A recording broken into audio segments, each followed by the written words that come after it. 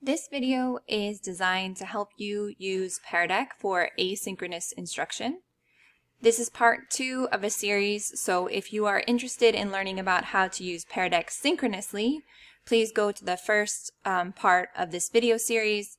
I have a separate video for that.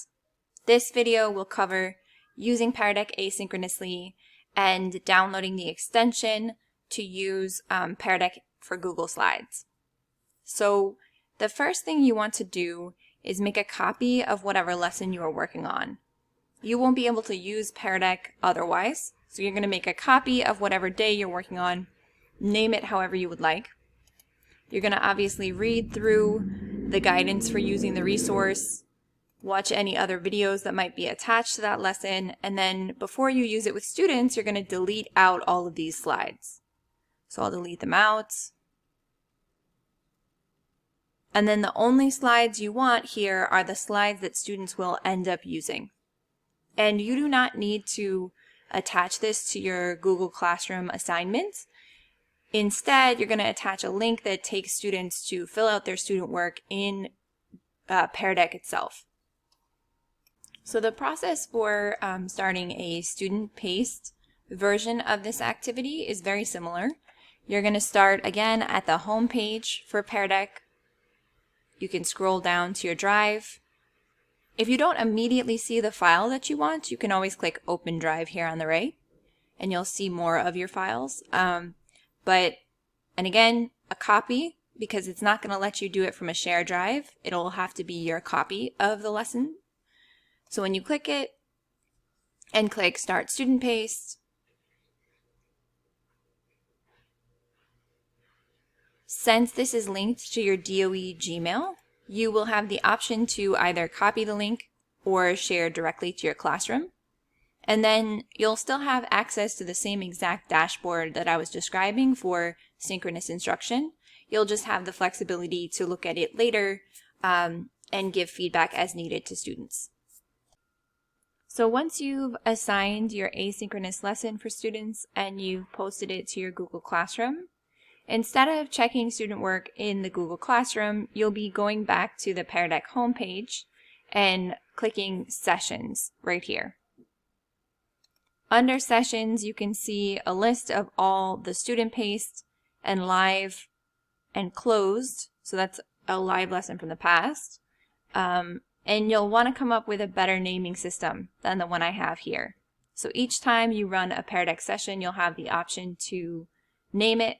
I suggest you name something with the date so that it's easy for you to go back and figure out when is this classwork from. However, you will also have the file name to help you over here. You'll also want to consider whether you are teaching more than one class of students and include that in your naming system for the sessions so that it's easy for you to find the student you're looking for or the class you need to check over for that day. So once you've chosen which session that you need to look back at, you're going to click on it. Usually you'll be clicking Open Dashboard to see student work. Opening Projector will just show the slides that they had to work on, which you can see in the slides themselves anyway. So you'll probably be spending most of your time in the dashboard. And your dashboard looks like this, and you have the option to scroll through student by student in the list. Look at everyone in the grid. You'll also have an option for sorting. So you can sort there by the time that students entered the lesson or by the student name. At this point, when you're going over work that students did asynchronously, it's really important to set kind of a goal for yourself, because otherwise you'll be overwhelmed with the amount of information that you're getting from students. So a couple goals that I would suggest are, one, giving feedback. And to do that, I would choose which slide is the highest leverage for feedback for the standard for that day. So in this lesson, it's probably going to be the Explore section.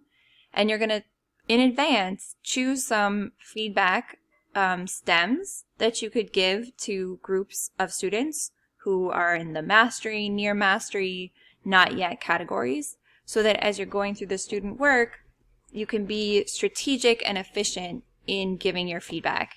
And again, you give feedback by clicking the little speech bubble right here.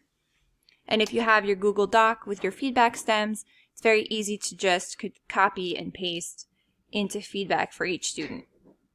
Another thing you might want to look for in the dashboard after an asynchronous session with students are just larger trends to decide if you need to reteach something from this lesson. So again, you would want to pick a slide that's going to give you the kind of information that you need and go over especially the student responses to that slide. And from the big picture there, you can kind of make your list of students who might need to be retaught something. So again, when you do asynchronous work through Peardeck, it gives you this nice dashboard so that you can see every student's work, but it will be a lot of information, so it's really important to have a goal for what you're going to look for when you go over student work. Am I grading? Am I giving feedback? Am I looking for trends so that I can create small groups? So the last thing I want to mention about Peardeck is that you do have the option to add an extension to Chrome for Peardeck that will let you access Peardeck directly from your Google Slide presentations. So you would just go to the Chrome Web Store or Google Peardeck extension, click Add to Chrome,